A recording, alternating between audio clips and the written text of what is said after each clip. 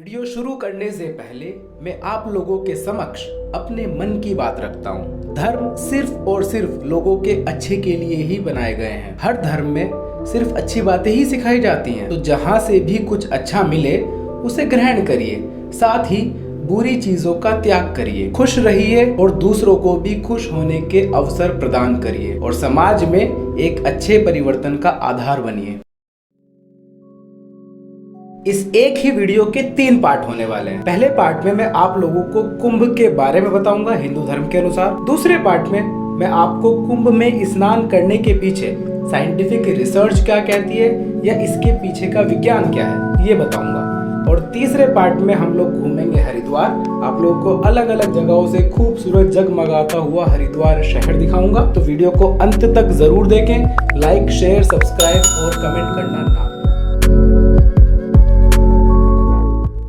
कुंभ में स्नान करना मात्र एक डुबकी है तो फिर वर्षों तक इसकी प्रतीक्षा क्यों होती है? क्या ये सिर्फ एक मेला मात्र है? तो फिर हिमालय के पर्वतों, घने जंगलों की कंदराओं और देश विदेश से उठकर एक जन सैलाब क्यों उमड़ पड़ता है? चलिए शुरू से बात करते हैं। यह कहानी शुरू होती है दुर्वासा ऋषि से। एक दिन सुबह सुबह दुर्वासा ऋषि कहीं जा रहे। रास्ते में उन्हें इंद्रदेव जी मिले।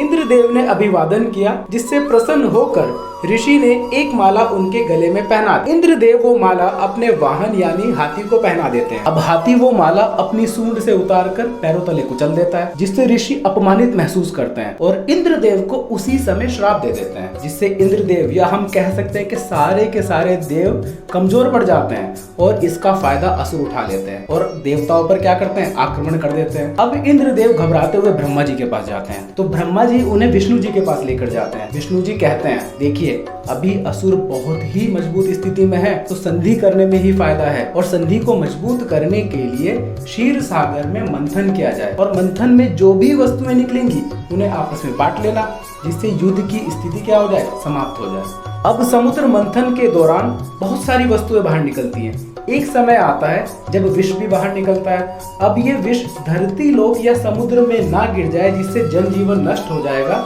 तो शंकर जी क्या करते हैं? उस विष को पी लेते हैं, जिससे उनका कंठ नीला पड़ जाता है, इसीलिए उनको नीलकंठ भी कहा जाता है। इसके बाद निकलता है अमृत का घड़ा या हम कह सकते हैं अमृत का कुंभ। इंद्रदेव का इशारा पाते ही जयंत वो कुंभ लेकर भाग जाते हैं, परंतु असुर उन्हें देख लेते हैं। फिर कुंभ को छुपाया जाता है असुरों से बचाने के लिए और छुपाते छुपाते 4 स्थानों पर उसकी बूंदें छलककर भूमि पर गिर जाती हैं। और ये 4 स्थान कौन से? हरिद्वार, नासिक, प्रयागराज और उज्जैन। इन्हीं 4 स्थानों पर कुंभ मेला आयोजित किया जाता है। अमृत प्राप्त करने का यह युद्ध 12 दिनों तक चला और हिंदू धर्म के अनुसार देवलोक का एक दिन मानव लोक के 1 वर्ष के बराबर होता है, इसीलिए कुंभ 12 साल में एक बार आता है। अब जान लेते हैं कि साइंटिफिक रिसर्च क्या कहती है या इसके पीछे का विज्ञान क्या है। देखिए, कुंभ मेला 12 साल में एक बार आता है, तो सारा खेल यहाँ पर सन, मून एंड जुपिटर यानी सूर्य, चंद्रमा एवं बृहस्पति की पोजीशंस का है। जब ये तीनों इस स्पेशल पोजीशन में आते हैं तो एक एनर्जी रिलीज करते हैं, जो उस पर्टिकुलर प्लेस पर जो भी वाटर सोर्स होता है, like Ganga ji in Haridwar, in water sources पर ये एनर्जी पड़ती है, जिससे वाटर मॉलिक्यूल्स एनर्जाइज हो जाते हैं या हम कह सकते हैं कि उत्तेजित हो जाते हैं या ऊर्जित हो जाते हैं। अब जापानी साइंटिस्ट मोसारो की माने तो इन दिनों उस पर्टिकुलर प्लेस पर जो वाटर सोर्सेज होते हैं, उस वाटर के अंदर अलग ही तरह के क्रिस्टल्स फॉर्म होते हैं जो डायमंड शेप के होते हैं। इसका रीजन कॉस्मिक रेज और वहाँ का एटमॉस्फेयर होता है। जब कोई इस वाटर के अंदर स्नान करता है तो ये क्रिस्टल्स उसकी बॉडी को बहुत ज्यादा प्रभावित करते हैं, क्योंकि ह्यूमन बॉडी भी मोर देन 70% वाटर की बनी होती है, जिससे बॉडी का एनर्जी लेवल, इम्यूनिटी पावर और कॉन्फिडेंस लेवल बूस्ट कर जाता है। तो आज हम आप लोग को दिखाने आए हैं हरिद्वार, क्योंकि हरिद्वार जो पहले हरिद्वार था वैसा बिल्कुल भी नहीं रहा है। ये न्यू हरिद्वार हो चुका है, या हम इसको कह सकते हैं लाइटों का शहर। बिल्कुल, हर जगह ऐसे लाइटिंग लगाई गई है ना, मैं आपको बता नहीं सकता। आज मैं आपको हर की पौड़ी दिखाऊंगा और जो नए नए यहाँ पे फ्लाईओवर्स बने हैं, रोड दिखाने की कोशिश करूँगा जितना भी मैं कैप्चर कर पाऊँगा। तो अभी हम लोग चलते हैं आगे। आज हम देखेंगे कहाँ कहाँ कौन कौन सी LED लगी है, कितने कितने वॉट की लगी है। छोड़ो यार, क्या मैं भी बीटेक वाली बात कर रहा हूँ। अब क्या कर रही हूँ, इतना पैसा खर्च करके जो इंजीनियरिंग करी है तो वो कहीं ना कहीं तो दिखाऊंगा ही। क्या कह रहे हो कि इंजीनियर बेकार होते हैं? ना ना ना ना, मैं खुद इलेक्ट्रिकल इंजीनियर हूँ। तुम भी लगते